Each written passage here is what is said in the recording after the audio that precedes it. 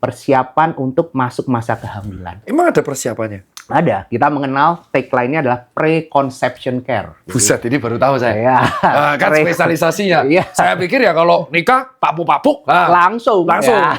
Ada persiapannya? Persiapannya. Bukan betul. persiapan pranikah, tapi persiapan, kok apa tadi? Kok Pre-conception care. pre-conception care. Pripun niku, Dok? Betul. Jadi Oi kawan-kawan semua, Assalamualaikum warahmatullahi wabarakatuh. Masih dengan saya Tirta, dan kali ini saya seperti biasa, ngopi bareng di Cafe FK. Ini saya agak deg-degan kali ini, karena narasumber saya bukan orang biasa. Beliau bukan sembarang, beliau adalah seorang obgyn, dokter kandungan yang udah mentok lah sampai level terminal untuk pendidikan beliau. Publikasinya banyak, dan ketawanya tuh ketawa orang kaya, Dok, ya? Itu ketawa orang yang sadunya 10 digit ya. Kalau ketawa yang aduh, ketawa remuk tuh ya. Ketawa remuk. Kita sambut bersama Dr. Pio.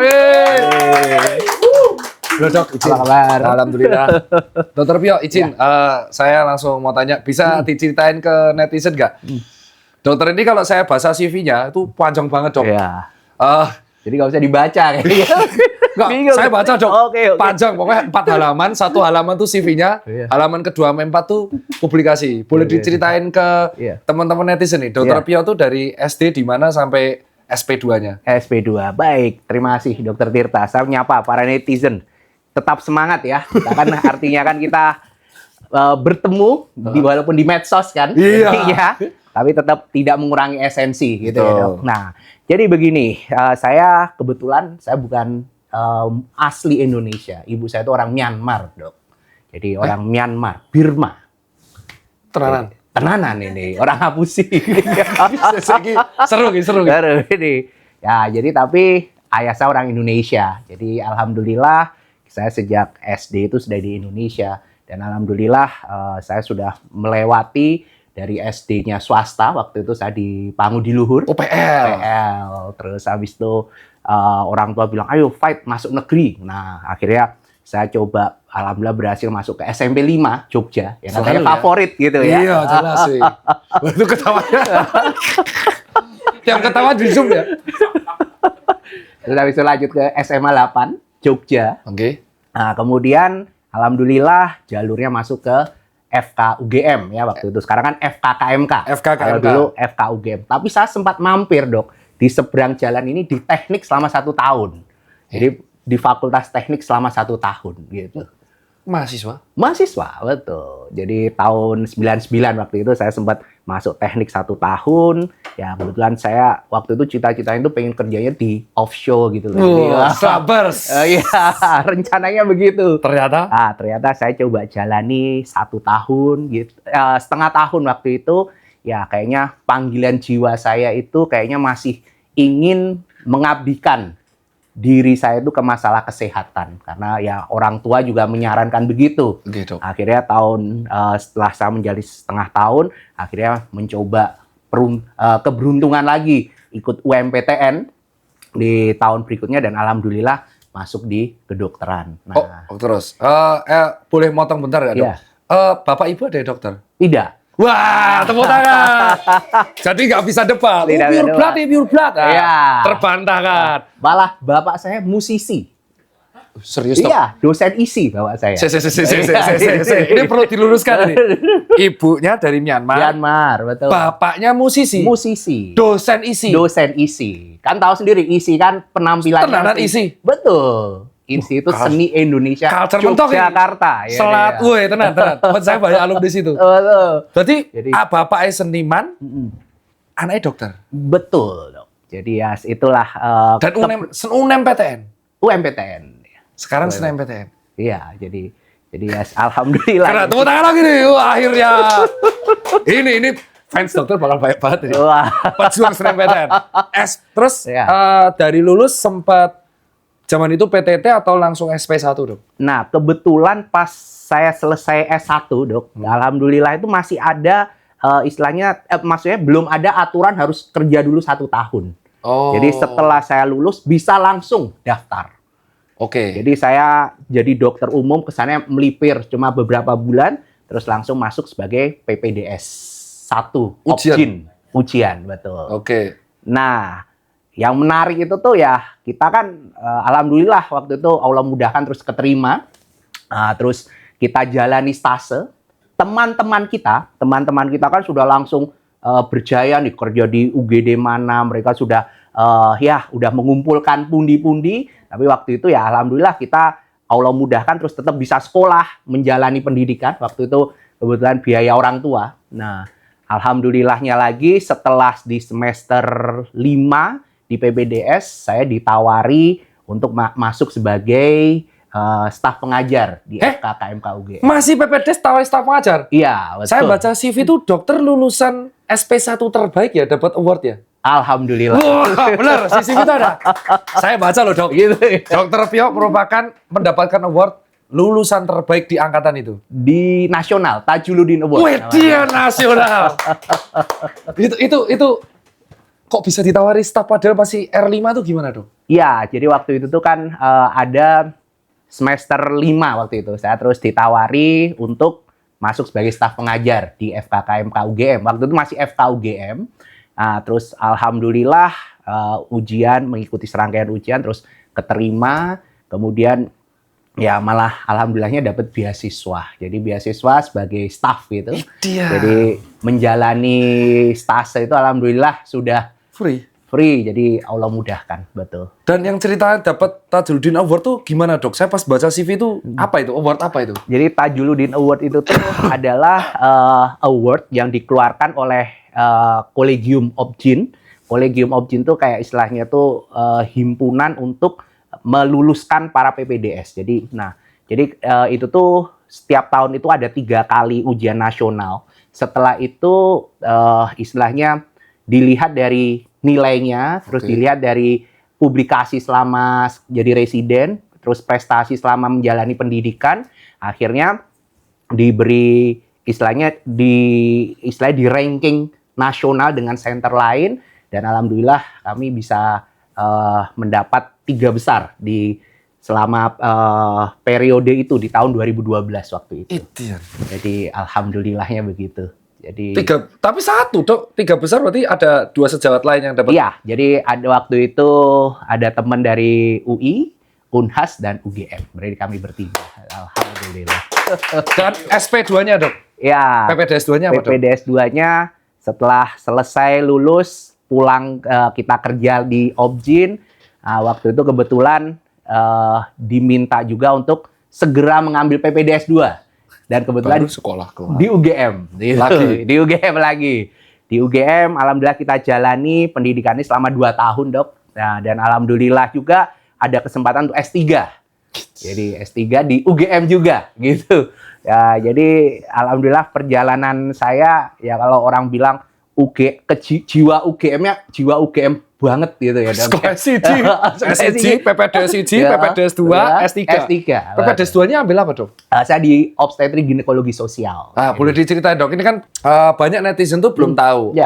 Obstetrik sosial tuh spesialisasi apa, Dok? Ya, baik. Obstetrik ginekologi sosial itu adalah kita seorang dokter obstin yang menjadi konsultan yang mana dia lebih ke melakukan penekanan pada langkah preventif promotif.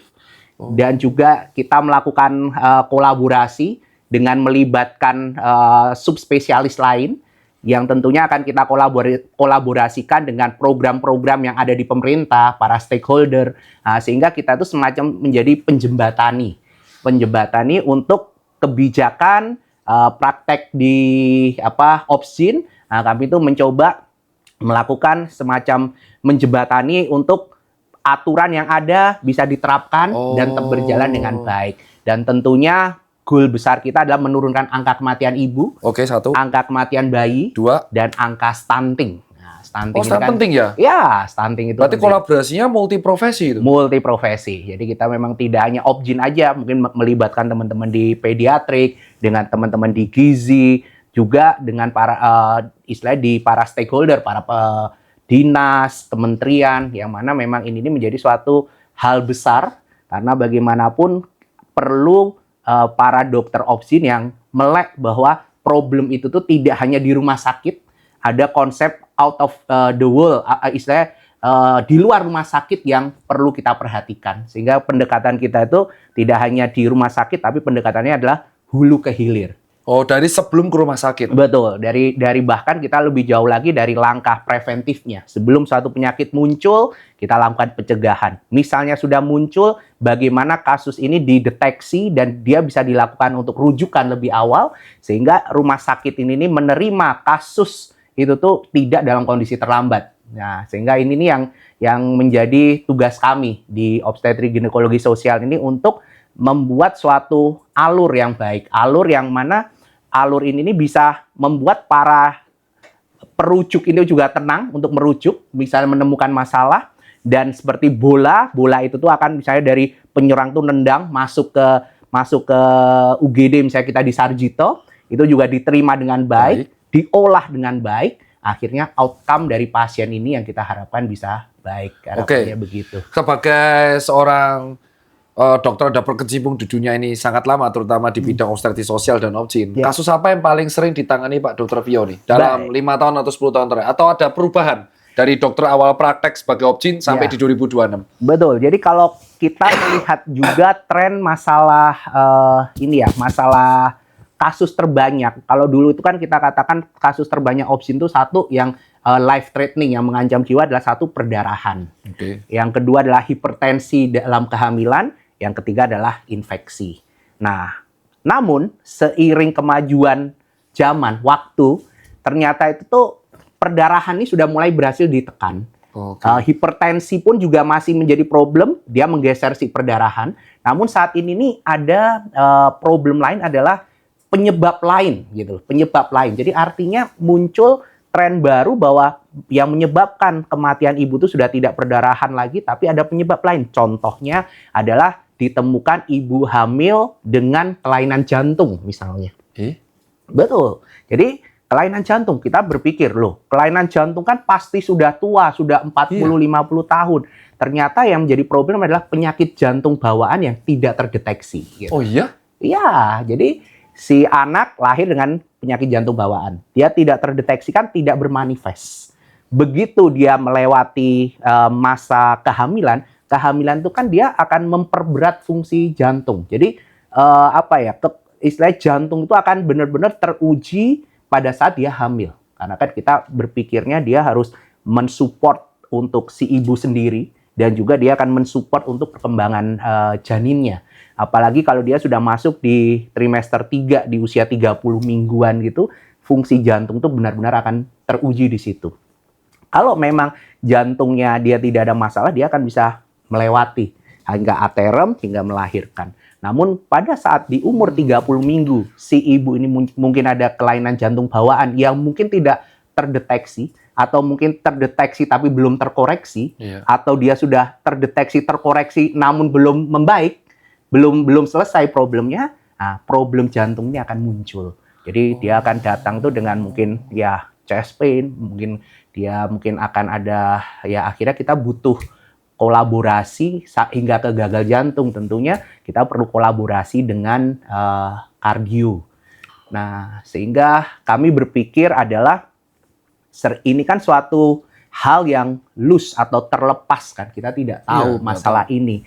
Nah, sehingga kami dengan teman-teman kardio sempat berbicara bagaimana kalau kita melakukan deteksi sejak si anak ini masih remaja, SMP, SMA. Jadi kita sudah bisa screening dia, jadi kita bisa temukan ini nih misalnya remaja putri yang mempunyai kelainan misalnya, kelainan jantung. Tentunya ini nih sudah harus kita mulai perhatikan, mulai kita garap dan kita ikuti selama dia menjalani istilahnya kehamilannya tentunya. Namun kunci utamanya, Dr. Tirta, adalah bagaimana persiapan hamil gitu ya.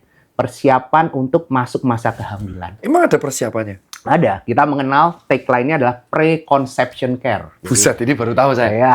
Kan spesialisasinya. Iya. Saya pikir ya kalau nikah, papuk-papuk. Langsung. Ya. Ada persiapannya? Persiapannya. Bukan betul. persiapan pranikah, tapi persiapan apa tadi? Pre-conception care. Pre-conception care. Pripun ikut dok? Betul. Jadi kalau tagline-nya Dr. Hasto kan pernah juga sini. jangan hanya pre-wedding, ya kan? Jangan hanya pre-wedding, betul. Ini penting lagi adalah preconception. Preconception adalah bagaimana si ibu ini yang akan hamil, yang akan menjalani kehamilan tuh dia bisa dipastikan aman untuk melewati masa kehamilannya. Salah satunya kita cek paling gampang adalah dia anemia atau tidak. Catat. Penting. Ya. Yang kedua, kita lihat status gizinya. Kita bayangkan aja, misalnya status gizinya dia kurang atau underweight. Nah, paling mudah kan lihat lingkar lengan atas tuh. Nah, kalau kita memang melihat ada problem, lebih baik sebelum dia hamil dikoreksi dulu. Oh, itu maksudnya. Jadi ditangkap dulu problemnya, Diatasi dulu. koreksi dulu, dan selama proses ini ya jangan sampai mohon maaf kebobolan. Kita perlu pikirkan metode KB ini untuk mencegah dulu selama proses perbaikan. Perbaikan ini berjalan baik, kita declare bahwa oh dia sudah aman untuk hamil, layak untuk hamil, nah, sehingga kita bisa pikirkan untuk ya sudah kita istilahnya mungkin lepas si kontrasepsi ini, dia bisa hamil. Tentunya walaupun dia sudah hamil tuh pengawasan tuh akan kita lakukan. Jadi sejak dia positif hamil, kita akan menerapkan ANC yang berkualitas. ANC itu antenatal care. Sama Jadi, kayak kita pelajari dulu. betul, ANC yang ada berapa T itu kan, berkualitas. Yang mana ANC itu tuh adalah suatu cara. Sekarang tuh kita terapkan ada 6 kali paling nggak ANC. Trimester 1-nya 1 kali, trimester 2-nya 2 kali, trimester 3-nya 3 kali. Nah, jadi kita memastikan problem apa yang ada saat ini, existing, kita tangkap problem itu, kita perbaiki. Nah, kemudian kita melihat potensi masalah apa. Nah, tentunya yang paling penting adalah temu bicara. Itu tuh penting sekali. Karena kita seringkali melihat bahwa kehamilan itu tuh benar-benar istilahnya gimana ya, kita harus menggarap itu tuh personalize gitu ya. Kita tidak bisa menyamakan si ibu hamil A, ibu hamil B, C itu tuh sama. Tailor-made. Ya, tailor-made harusnya. Betul. Jadi personalized medicine ini menjadi poin penting kita. Jadi kita harus melihat problematika. Misalnya contoh nih, Dokter Tirta. Penanganan kita kan kalau memberikan zat besi itu harus 90 tablet. Bener. Iya kan? Pernah denger ya? 90 tablet. Wajib hafal itu. Wajib hafal itu. Nah, sekarang bagaimana kalau pasien kita ini misalnya HB-nya misalnya 7 atau 8. Kan 90 tablet apa cukup? Kurang dong. Kurang dong, ya kan? Nah, beda lagi kalau HB-nya udah 14. Banyak banget. Banyak banget. Tinggi banget. 90 tablet, apa nggak bikin hemokonsentrasi? Kan Bener. lebih kental kan? Iya. Nah, jadi memang ANC ini penting adalah kita menghimbau, mumpung kita ngumpul nih. Oke. Jadi kita menghimbau teman-teman medis juga melakukan ANC itu benar-benar lihat problem. Jadi tidak hanya melihat suatu program yang ada, pokoknya kamu harus 90 tablet, tanpa melihat kondisi real yang ada existing dari si ibu hamil ini. Itulah definisi ANC berkualitas. ANC berkualitas. Jadi, Oke. Saya tertarik yang persiapan prekonsepsi itu. Itu berarti kayak teman-teman saya. Saya punya teman yang Mona, jadi dia pas program pernikahan itu katanya diminta objin. Ini program ini sampai untuk menuju hamilan. Betul. Nah, yang saya tanyakan adalah untuk remaja putri sehat atau ABG sehat atau Gen Z lah. Sering bertanya soal pap smear. Pap smear, ya. Nah, pap smear ini tuh sebenarnya ada gold standard terbaru nggak, Dok? Sebenarnya kayak tiap tahun berapa kali, mulai kapan boleh, terus atau ada intensitas kalau sudah nikah atau enggak? Betul. Jadi pap smear ini nih menjadi wajib bagi seorang wanita yang sudah sexually aktif, sudah pernah berhubungan seksual. Itu menjadi prinsipnya. Karena kita melihat sebenarnya kan pap smear itu kan suatu cara deteksi dini untuk kejadian kanker serviks, kan tentunya seperti itu. Nah, lalu kita berpikir lagi di sini adalah sebelum kita menuju ke pap smear, karena kan kalau misalnya lesi precancer itu kan mungkin tidak akan muncul dalam waktu cepat. Ya hubungan hari ini setahun 2 tahun kan mungkin problem itu belum muncul. Sehingga sekarang itu kita kembangkan tuh ada langkah yang lain adalah melihat namanya HPV DNA. Jadi melihat sudah terinfeksi HPV atau tidak gitu kan. Jadi kita sudah lebih aware nih sebelum problem ini muncul sudah didetek. Karena kan CA cervix kan problemnya HPV. Nah, HPV kita cek HPV DNA-nya. Nah, dan tentunya kita tahu HPV tipe 16 dan 18 itu kan yang menyebabkan kanker serviks. Ada HPV tipe lain, tipe 6, tipe 11. dia tidak mengarah ke arah kanker serviks, namun tetap untuk diperhatikan. Ya. Makanya kan muncullah solusinya adalah kalau misalnya remaja putri ini yang kita malah sarankan itu adalah vaksinasi. Nah, kalau memang didapatkan misalnya HPV DNA negatif, lebih baik lagi pada kondisi dia belum pernah hubungan suami istri adalah vaksinlah HPV, vaksinasi HPV. Yang itu dimana dilakukan sebanyak 3 kali. Saat ini misalnya 1 bulan atau 2 bulan ke depan dan 6 bulan dari hari ini. Itu mungkin akan lebih make sense, lebih bijak untuk kita mengontrol laju kejadian dari kanker serviks itu. Jadi dia belum menikah, vaksin.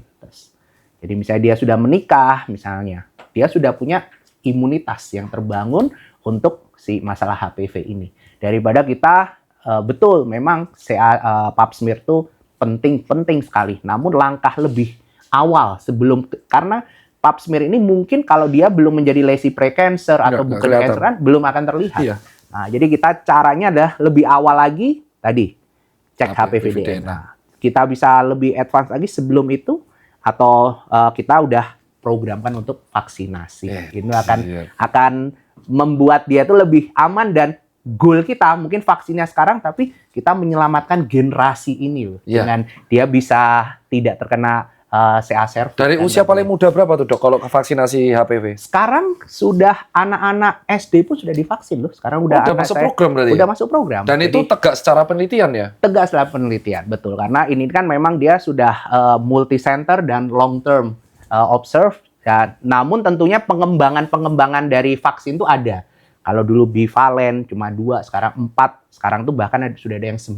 Okay. Nah, jadi artinya, namun intinya adalah di 16-18, HPV 16-18 yang sudah diberikan sejak di awal ya, masih yang vaksin yang dulu. Nah, namun penambahan ini baik, tapi intinya di 16-18 itu sudah terproteksi. Oke, gitu. Nah sekarang saat hamilnya, kita tahu bahwa gaya hidup sehat kan lagi meningkat drastis, terutama wellness. Dan kemarin viral tuh banyak ibu-ibu hamil yang tetap aktif berolahraga. Betul. Saya nggak berani jawab. Ya. Itu sesuatu saya tipikal yang kalau nggak tahu, mending tak mention. Ya. Saya langsung tanya dengan ahlinya. Ya. Kalau ada cewek hamil atau ibu hamil, itu sebenarnya indikator dia boleh dan tidak boleh olahraga tuh apa? Dan olahraga apa yang boleh dilakuin? Baik. Nah, ini pertanyaan baik ya, Dr. Tirta.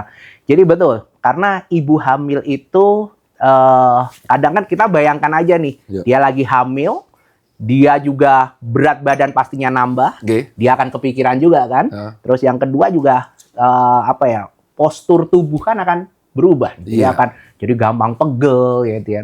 Nah, di awal memang kita belum menyarankan untuk olahraga sebetulnya. Di awal malah? Di awal jangan, karena pada saat awal hamil itu tuh kan ada suatu konsep adalah masih terjadi suatu seleksi alam dari kehamilannya tersebut.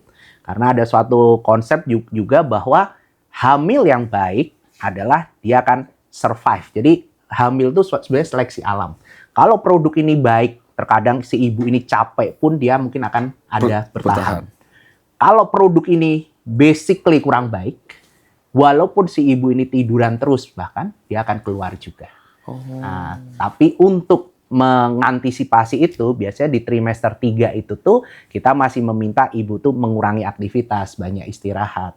Karena dia akan masuk titik aman pertamanya nanti kira-kira di 12 minggu. Dia setelah melewati trimester 1 itu akan lebih aman. Jadi setelah dia, wah aku hamil alhamdulillah. Selama trimester 1 tuh justru dia mengurangi aktivitas. Betul. Mengurangi aktivitas. Lari, olahraga ya berarti nggak boleh, nggak boleh yang berat. High impact jangan yang berat. Lari-lari itu. Jangan dulu. Jadi daripada salah loh. Betul. Jadi lebih ke stretching boleh lah ya. Tapi yoga belum, Dok. Ya, jadi tak tanya satu-satu ya. Boleh nggak apa-apa? Ya, tidak ya. Udah seru. Ahli kapan lagi loh? Yoga trimester 1. Trimester 1 mending tidak. Pilates tidak dulu. Tenis jangan. Padel nggak tanya sekali. Padel tidak dulu di awal. Plank jangan dulu kan. Jadi yang disarankan Pak Dokter. Kalau di jalan saya sarankan trimester 1 itu dia lebih ke stretching ringan. Jadi misalnya dia pagi hari nih paling gampang bangun tidur dia masih di tempat tidur itu kayak dia tuh relaksasi ringan. Oke. Tangan gerakan, massage ringan. Intinya bikin aja supaya aliran darah ini lancar. Karena kan kita tahu dia tidur kan mungkin kayak aliran darah ini kan akan stuck, berhenti, tidak lancar lah. Nah, dengan dia bangun, dia relaksasi seperti itu, pembuluh darah akan ada dilatasi, darah akan mengalir kan dia akan nyaman. Angkat beban boleh nggak? Kecil-kecil. Kalau dia Gini masih doang, ringan, Gini-gini dari duduk ke berdiri. ya ada kekhususan. Kalau memang si ibu ini sudah biasa olahraga, beda loh. Oh, sebentar. Beda, Menarik nih, menarik. menarik. Ya, Oh, kan? bedanya gimana? Iya, kalau memang dia sudah biasa training, misalnya dia sudah latihan beban tuh, menurut saya boleh fungsinya hanya untuk mempertahankan supaya ototnya nggak hilang. Oh, Gitu iya ya. berarti kalau yang berarti sangat ngaruh dengan riwayat olahraganya ya. Riwayat iya betul.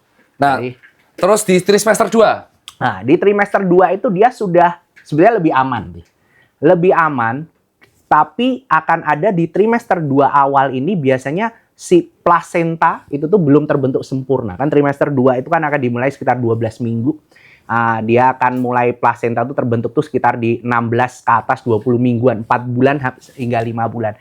Jadi dia sudah boleh aktivitas ringan, misalnya jalan santai sudah memungkinkan.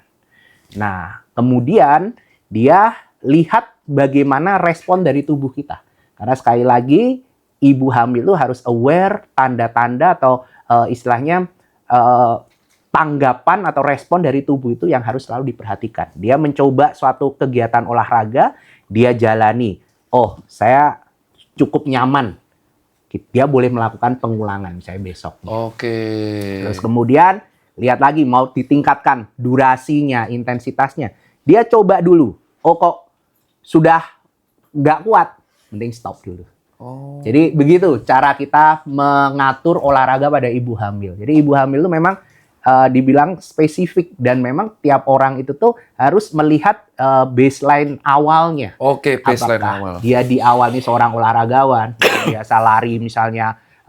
Kayak kemarin atlet maraton. Iya, kan akan berbeda dengan mungkin yang tidak pernah olahraga. Oh iya beda. Jadi kita harus benar-benar bijak di situ sih. Nah, Jadi tidak langsung mengatakan tidak, tapi dilihat tapi riwayat dilihat baseline-nya. riwayatnya. Trimester 3 gimana, Dok? Nah, trimester 3 itu sebetulnya malah poin penting adalah si ibu ini kita harus siapkan kebugarannya secara optimal untuk menjalani proses persalinan.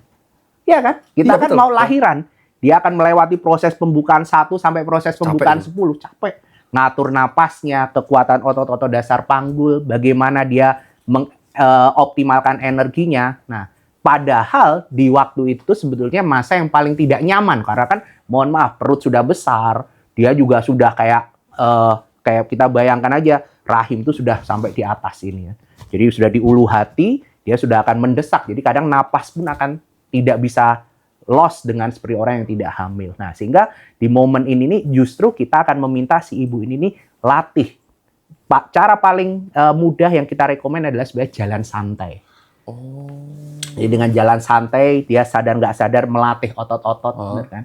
Dia juga melatih napas. Iya. Dia juga akan melatih kebugarannya menjadi baik. Sehingga kita biasanya menyarankan seminggu kira-kira 4 kali 20 sampai 30 menitan tuh untuk si ibu ini. Ini trimester 3 terutama dia tuh jangan sampai malah mageran di akhir gitu. Oh, ini menarik ya. Iya. Ini berarti dibalik ya, justru trimester Betul. tadi gini ya siklusnya. Siklus ya betul. Dan dilihat dari baseline ya. Dari baseline-nya. Kan beda-beda gitu. Mendekati HPL itu misalkan HPL bulan depan. Ya. Saran dokter beliau kan ANC kan sebulan sekali. Nah, kalau sudah itu Trimester sudah 2 minggu, 1 minggu. sampai 1 minggu sekali. Let's say datang nih ke Ya.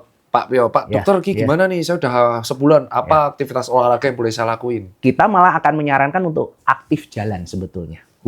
Ya, karena istilahnya dengan dia jalan tuh salah satunya adalah gaya gravitasi itu akan membantu proses penurunan kepala, engagement kepalanya kan. Oh iya. Kalau dia duduk gini terus kan nggak turun-turun kan. Oh iya benar. Bener, kan?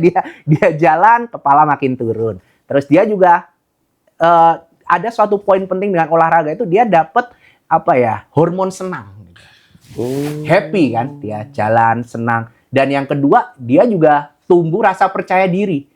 Karena saya perumpamakan ibu hamil yang mau lahiran tuh kayak petinju tuh mau naik ring. Benar. Bener kan? Benar. Dia tuh mau fight di hari H itu dia harus optimal semua. dia harus optimal di hari H, dimulainya kan dia latihan dulu nih. Bener. Selama berapa bulan, gongnya adalah di hari H itu dia tampil dengan optimal. Nah, jadi di trimester 3 ini ibu ini benar-benar ada pilihan tadi, senam hamil bisa jadi opsi. Terus yang kedua, jalan. Nah, mungkin tadi yoga hamil, ibu hamil. Nah, terus juga dia bisa latihan sendiri di rumah. Dia punya gym ball itu. Oh, pantas aku lihat ada yang namanya yoga khusus maternal. Iya, betul. Itu untuk mempersiapkan, Dok. Sik, Dok, ini Iya. menarik nih, Dok. Ini sebagai dokter sudah jam terbang 20 tahun ya? Ya, As Opjin ya? ya kurang dikit. Berarti kan sudah puluhan ribu ibu hamil Ya, ditangani. alhamdulillah. Kalau sehari 50 aja, itu hitung aja, puluhan ribu. Ada perbedaan nggak antara pasien yang jarang olahraga Betul. dengan ibu-ibu yang sudah dari riwayat rajin olahraga? Sangat ada, Dok. Sangat ada. Saya boleh katakan bagaimana power ini akan berbeda antara ibu yang rajin olahraga dan yang tidak. Terus yang kedua ini psikis. Itu juga akan sangat berpengaruh. Karena kita boleh katakan keberhasilan lahiran itu ada namanya 4P. Nah, ini. P yang pertama adalah passage, jalan lahirnya. Oke. Itu tuh nggak boleh sempit, nggak boleh ketutup plasenta. Itu kan sudah given ya, Given. kita nggak bisa apa-apa. P yang kedua adalah passenger. Passenger itu janinnya. Yeah. Janinnya secara posisi harus sudah kepalanya di bawah, beratnya juga nggak kegedean. Itu juga bisa dikontrol, tapi itu juga istilahnya given juga kan. Kalau memang dia tali pusatnya pendek, nggak bisa muter kan, memang passenger ini nggak bisa di apa-apakan kan. Nah, yang bisa kita atur itu adalah P yang ketiga adalah power. Karena power dari si ibu ini adalah intinya. Karena bagaimana power ibu ini menjalani proses pembukaan dari 1 sampai 10, itu kan yang mana notabene pembukaan tuh 1 cm per jam penambahannya. Iya. Jadi dokter bisa bayangkan si ibu ini fight melawan rasa mules, rasa sakit selama 7, 8, 9 jam. Kan kalau dia tidak punya suatu power yang gede kan berat. Oh iya, yang terakhir? Yang psikis. terakhir adalah P-nya adalah psikis. Power yang baik didukung dengan segala 2P yang lain juga aman, dia akan punya suatu psikis keyakinan bahwa saya pasti bisa.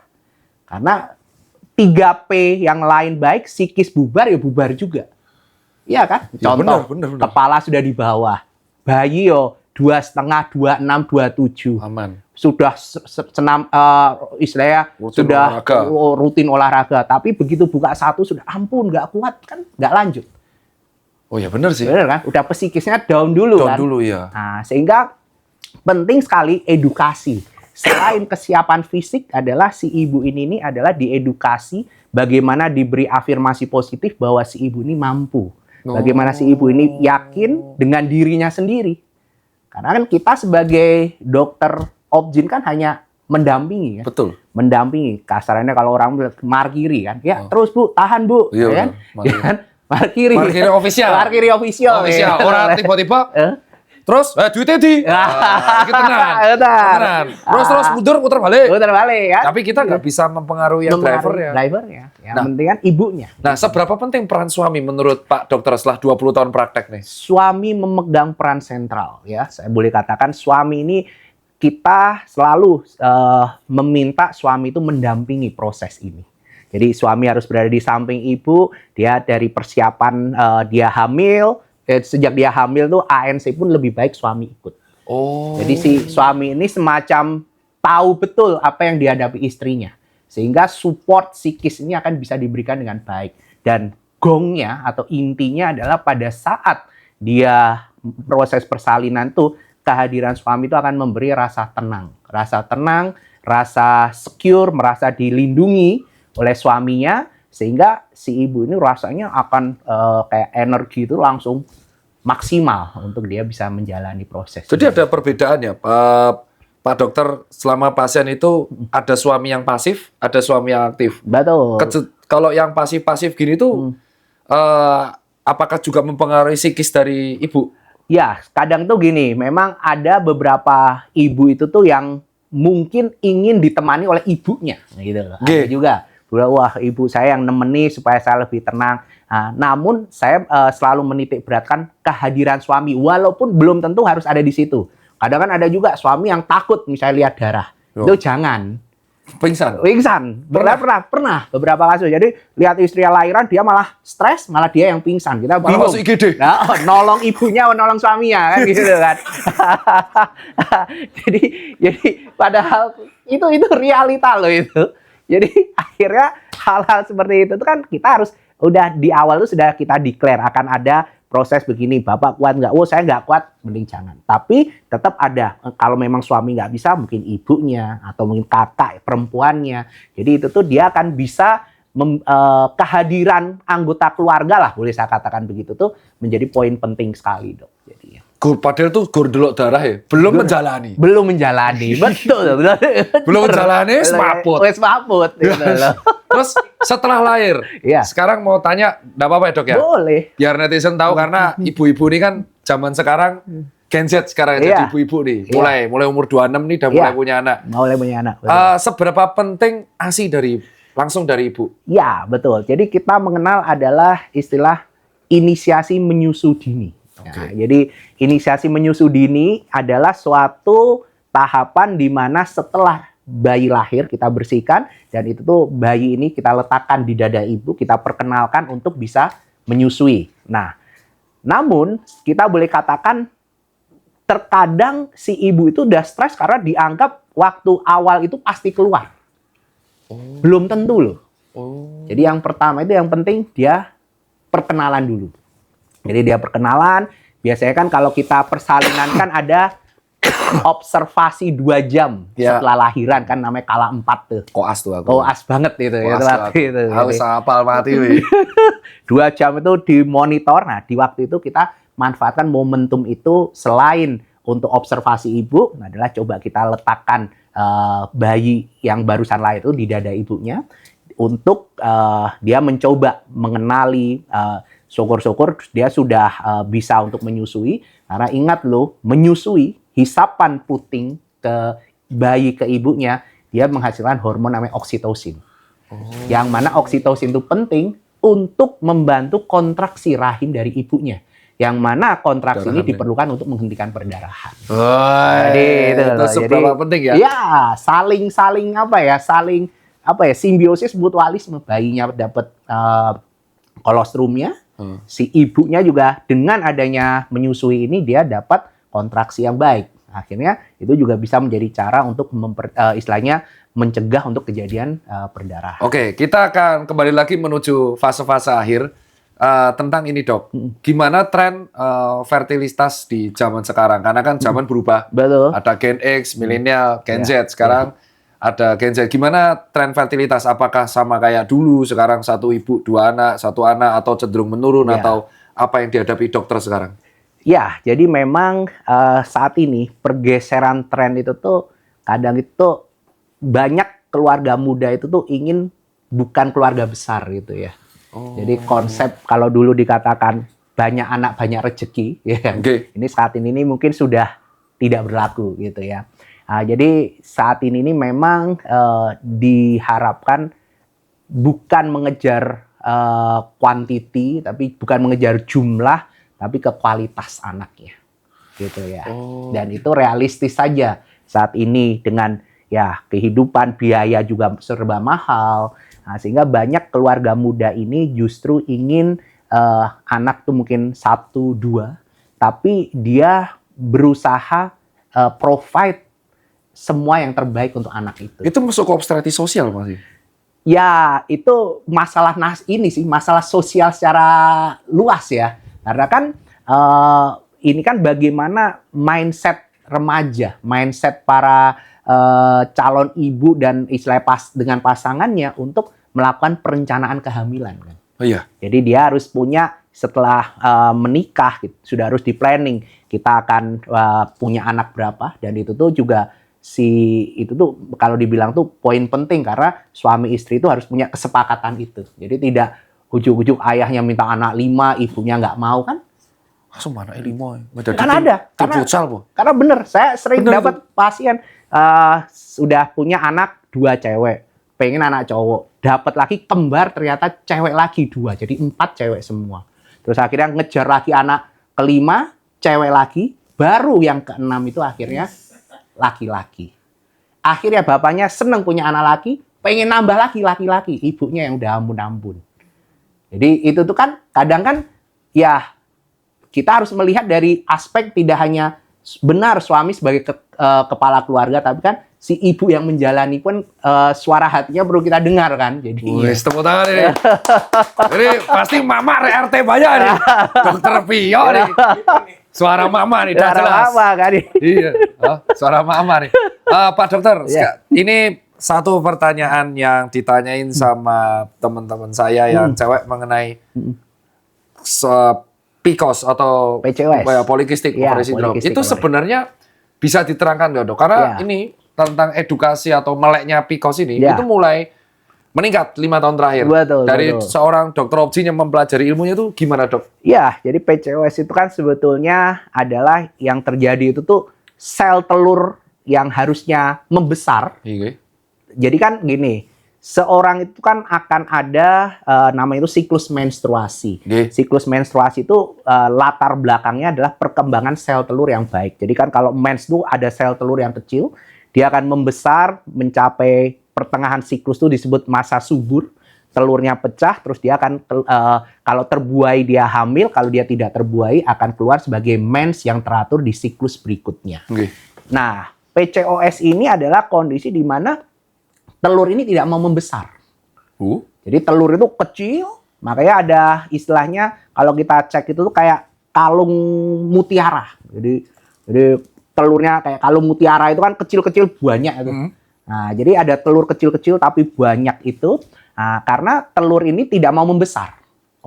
Nah, lalu saat ini yang menarik adalah PCOS itu tuh banyak kayak semacam remaja atau mungkin ibu yang sudah menikah ini dia tidak tahu dirinya PCOS. Oh? Iya, karena terkadang itu tuh mereka menganggap mundurnya mens itu wajar. Nah, jadi ada suatu cara yang cukup baik adalah si ibu ini punya atau remaja putri, saya mungkin katakan seperti itu, dia lebih baik selalu membunderin tanggal mensnya. Nah, dan juga yang kedua dia misalnya dia mens itu dia kasih tanda di tanggalan. Nah, kemudian dilihat di bulan berikutnya apabila tanda dia melihat ada kemunduran ataupun terlalu maju, itu tuh suatu warning bahwa ada something loh gitu loh. Jadi paling mudah bagi para remaja putri adalah lihat keteraturan siklusnya. Siklus menstruasi dalam artian apabila menstruasi ini kok cenderung tiba-tiba mundur lama atau maju terlalu cepat, durasinya lebih panjang, durasi mensnya, atau durasinya lebih pendek, jumlahnya lebih banyak atau jumlahnya lebih sedikit, perubahan-perubahan itu tuh bisa dijadikan suatu early warning untuk si remaja ini aware bahwa mungkin ada something untuk dia memeriksakan diri. Oke. Nah, setelah itu PCOS kesannya itu adalah momok untuk suami istri yang sudah menikah, jadi karena kan akan menyebabkan susah punya momongan nih. Nah, namun PCOS itu kunci utamanya banyak penelitian adalah perbaikan pertama dan utama adalah perubahan lifestyle. Oh Jadi, iya? lifestyle adalah kunci utama untuk PCOS ini bisa sembuh gitu. Lifestyle gimana nih dok? Bisa Lifestyle satu adalah dia harus olahraga. Oh, Jadi ngaruh ya? olahraga ngaruh sekali. Jadi banyak penelitian yang mana PCOS itu membaik dengan olahraga teratur. Gitu. Iya. Satu.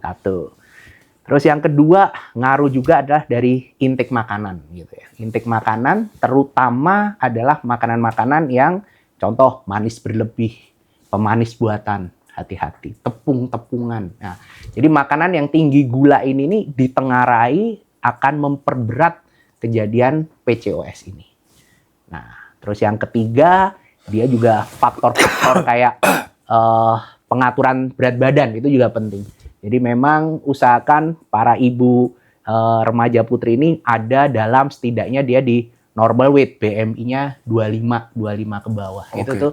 Itu tuh mungkin bisa suatu cara untuk kita aware bahwa kesehatan reproduksi kita dalam kondisi yang baik. Jadi yang pertama tadi lihat siklus, perhatikan perubahan-perubahan siklus yang terjadi. Terus yang kedua adalah kita punya lifestyle yang baik, ya, pola makan. Terus penting juga istirahat, itu penting sekali. Ngaruh ya? Istirahat ngaruh sekali. Jadi kualitas tidur itu pengaruh sekali karena ada suatu jam tidur penting itu tuh kan jam 11, jam 1 malam itu kan. Jadi kadang kalau di waktu-waktu itu kita tidak tidur juga. Terus yang kedua ini yang hati-hati juga kualitas tidur. Jadi kualitas tidur itu tuh kita akan sadar kualitas tidur kita baik atau tidak adalah pada saat kita bangun tidur, badan kita itu kok capek semua, sakit semua. Hati-hati mungkin kualitas tidur kita buruk. Tidak baik, betul. Tidak mendapatkan deep sleep gitu ya. Nah, sehingga ada hal yang mungkin perlu diperhatikan tuh ada konsep 10-3-2-1, Dok. 10-3-2-1. Apa aja tuh, Dok? 10 jam sebelum tidur jangan ketemu kopi, itu penting. Aduh, saya itu. Ya, Saya 10 jam sebelum tidur. Fatal tuh. Saya aja ngopi hampir 3 jam. 3 Panas. jam. Chaos. 10-3. Ya, 3 jam sebelum tidur makan terakhir. Jadi jangan perut kenyang terus tidur. Oke. Pasti kacau tidur ya. 2. 2 jam sebelum tidur adalah minum terakhir. Jadi jangan sampai malam kebangun pipis-pipis terus. Betul. Ya. 1. 1 adalah 1 jam sebelum tidur tidak screen time. Tidak lihat Keren. HP. Wah, ini fix dokter kesayangan Mama nih. Sumpah nih. Ini saran bukan hanya buat ibu-ibu ya, buat Iya, semua berlaku semua. Betul. saran betul. dari itu. Nah, untuk PCOS ini PCOS ini benar nggak, Dok? Saya baca tidak bisa sembuh tapi dikontrol saja. Iya, diperbaiki dengan lifestyle. Kok iso nggak bisa sembuh ya, Dok? Iya, karena dia begini, kadang ada korelasinya bahwa ini nih terkait dengan masalah kejadian kayak diabetes mellitus. Ada mungkin faktor genetik itu. Namun inti masalahnya adalah apabila lifestyle ini dia terganggu, PCOS ini bisa bermanifest lagi. Oke. Oh, ini, Dok, untuk di 2 menit terakhir ada pesan dari buat ibu-ibu hamil, Dok, atau yang ibu lagi program hamil. Baik. Ya, baik. Terima kasih Dokter Tirta. Di kesempatan ini mungkin saya pesan untuk ibu-ibu. 1 adalah pertama, jangan pernah ragu-ragu untuk memeriksakan diri apabila memang dirasa organ kesehatan reproduksinya dalam kondisi tidak baik. Tadi kita sudah sampaikan ya, hati-hatinya apa. Terus yang kedua, rencanakanlah kalau memang sudah menikah akan hamil itu, rencanakan kehamilan itu dengan sebaik mungkin dan lakukanlah namanya pre-conception care. Ya, jadi jangan lupa. Jadi datang dulu, periksa, tanyakan, saya aman nggak untuk hamil? Kalau memang nggak aman, jangan langsung stres dulu. Kita ada untuk membantu menemukan masalah dan mengatasi masalah tersebut. Kemudian yang ketiga adalah ikuti saran dokter, apa yang disarankan. Dan tentunya boleh sih kita melihat medsos atau apa. ChatGPT, betul. Namun konsultasi terbaik adalah pada saat bertemu dokter. Jadi catat boleh ketemu dokter. Karena sekali lagi mungkin yang dikatakan di medsos itu belum tentu semuanya benar, 1. Terus yang kedua, mungkin juga yang dikatakan di medsos itu tidak sesuai untuk diri kita. Karena kan sekali lagi beda-beda, tiap orang beda-beda nih, nggak bisa dipukul rata. Nah, itu. Dan tentunya dukungan keluarga menjadi poin penting. Suami, keluarga, itu menjadi poin penting.